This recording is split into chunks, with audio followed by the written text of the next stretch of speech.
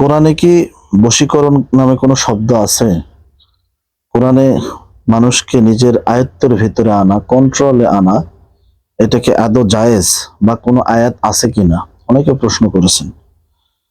উত্তরটা হচ্ছে না। কোরআন শরীফে এরকম কোনো আয়াত নেই, এরকম কোনো উপদেশ নেই।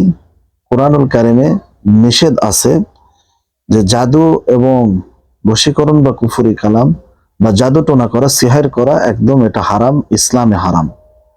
আজকের এই ভিডিওটি খুবই গুরুত্বপূর্ণ হতে যাচ্ছে। আমরা যারা বশীকরণ ভিডিও নিয়ে নাচানাচি করি, কবিরাজের কাছে ফোন দিয়ে যারা বলি যে হুজুর আমাকে অমুককে বশ করে দেন, অমুককে আমার বশে এনে দেন, তাদের জন্য আজকের এই ভিডিওটি। আজকের এই ভিডিওটি তাদের জন্য যারা বশীকরণ ভিডিও নিয়ে নাচানাচি করেন, কবিরাজের কাছে ছবি দেন, নিজের ফ্যামিলির সমস্ত কিছু লিক করে দেন, কবিরাজের পিছনে হাজার হাজার টাকা নষ্ট করেছেন, ক্ষতি করে দিয়েছেন, কবিরাজ আপনার টাকা মেরে আর ফোন ধরে না।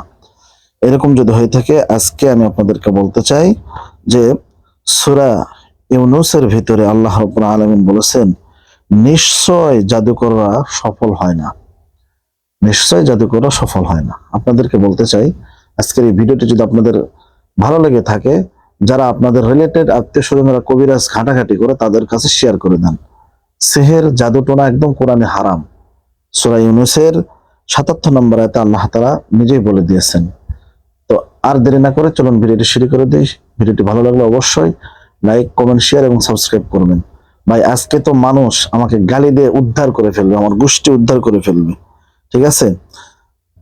তাই বলতেছি, আপনারা প্লিজ এই ভিডিওটি তাদের মাঝে ছড়িয়ে দিন যারা কবিরাজ ঘাটাঘাটি করে বা বশীকরণ, বউ চলে গেছে, প্রেমিক প্রেমিকা চলে গেছে আনার জন্য যারা এইসব ইয়ে করেন।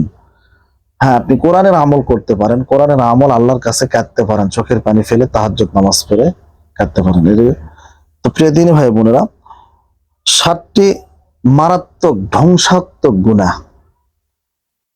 ঠিক আছে? তার ভিতরে সর্বপ্রথম গুনাহ হচ্ছে আল্লাহর সাথে কাউকে অংশীদার করা, অর্থাৎ শিরক করা।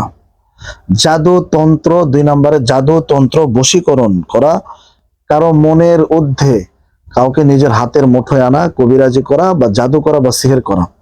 আজকে গোটা জাতি কিন্তু জাদুর ভিতরে ডুবে আছে। আমি আপনাদেরকে বলতে চাচ্ছি, আমাদের কাছে অনেক রোগী আসে যারা খাইতে পারে না, উঠতে পারে না, কিন্তু আমরা কোরআন দিয়ে চিকিৎসা করার কারণে আস্তে আস্তে আস্তে আস্তে তাদেরকে রোকাইয়া করার কারণে আস্তে আস্তে আমরা তাদেরকে সুস্থ করে তুলে ফেলি, আলহামদুলিল্লাহ। কিন্তু পুরো জাতি আজকে ধ্বংসের ভিতরে আছে, সিহের জাদুর ভিতরে আছে।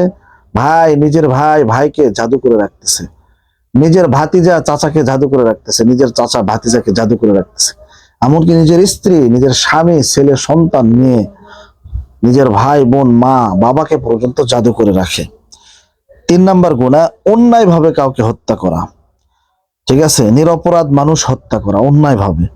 4 নাম্বার গুনাহ, সুদ খাওয়া, রিবা গ্রহণ করা, হারাম ভাবে টাকা বৃদ্ধি করা, সুদের মারাত্মক গুনাহ, ঠিক আছে? 5 নাম্বার, এতিমের সম্পদ অন্যায় ভাবে খাওয়া, এতিমের হক নষ্ট করা, এক কথায়। 6 নাম্বার, যুদ্ধক্ষেত্রে থেকে পালিয়ে যাওয়া, সত্যর লড়াই থেকে ভয়ে পালানো, এটা হচ্ছে মারাত্মক গুনাহ। 7 নাম্বার, পবিত্র নারীর বিরুদ্ধে মিথ্যা অপবাদ দেওয়া, বিশেষ করে ব্যভিচারের মিথ্যা অভিযোগ। পবিত্র নারী, একটা ভালো মানুষ, ভালো মেয়ে, তার কাছে তাকে আপনি একটা মিথ্যা অপবাদ দিয়ে তাকে ডুবিয়ে দিলেন।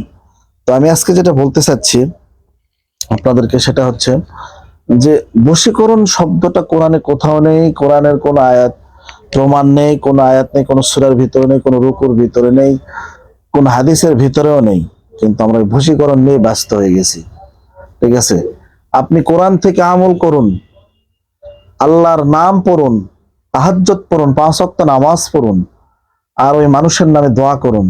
আল্লাহ যদি আপনার রিজিকে রেখে থাকে, অবশ্যই সে আপনার কাছে এসে একদিন না একদিন ধরা দিবেই। আপনি যদি তাকে মন থেকে চান, মন থেকে চাইলে আল্লাহকে পর্যন্ত পাওয়া যায়।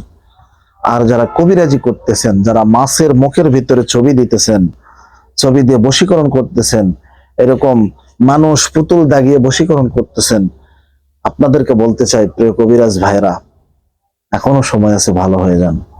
কুফরি কালাম দিয়ে কয়দিন, মনে রাখবেন মৃত্যু নিশ্চিত একদিন। কুল্লু নাফসিন যায়িকাতুল মাউত সুম্মা ইলাইনা তুরজাউন। আমি, আপনি, একটা পিঁপড়া, একটা উকুন, সমস্ত কিছুর মৃত্যু হবে একদিন। আর সেই দিন আমরা আল্লাহর কাঠ করায় দাঁড়াইতে হবে। ভিডিওটি ভালো লাগলে শেয়ার করে দিবেন। কোনো কবিরাজের কাছে টাকা নষ্ট করবেন না। ভালো থাকবেন। আসসালামু আলাইকুম রহমতুল্লাহি ওয়া বারাকাতুহু।